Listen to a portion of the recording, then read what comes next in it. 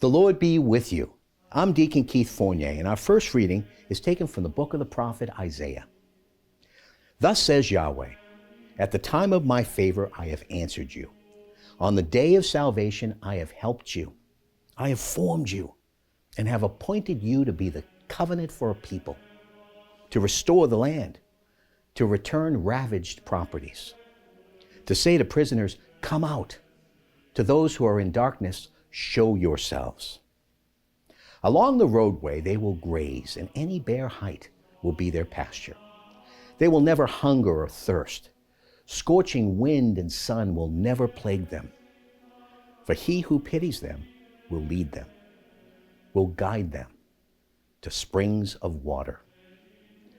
I shall turn all my mountains into a road, and my highways will be raised aloft. Look, here they come from far away. Look, these from the north and the west, these from the land of Sinim. Shout for joy, you heavens. Earth, exult. Mountains, break into joyful cries, for Yahweh has consoled his people, is taking pity on his afflicted ones.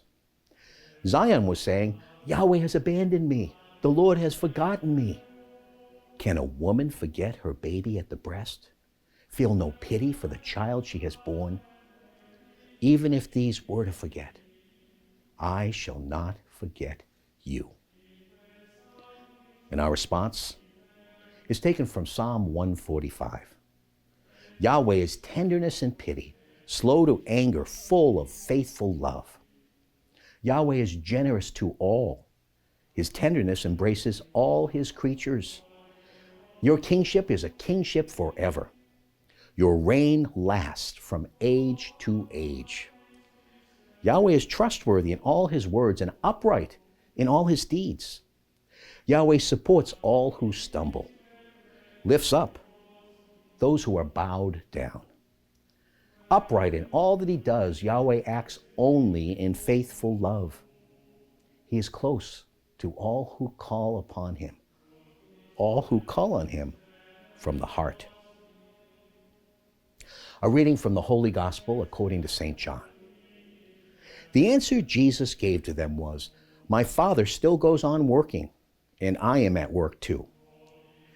But that only made the Jews even more intent on killing him, because not only was he breaking the Sabbath, but he spoke of God as his own Father, and so made himself God's equal. To this, Jesus replied, in all truth I tell you, by himself the Son can do nothing. He can do only what he sees the Father doing. And whatever the Father does, the Son does too. For the Father loves the Son and shows him everything he himself does. And he will show him even greater things than these, works that will astonish you. Thus, as the Father raises the dead and gives them life, so the Son gives life to anyone he chooses.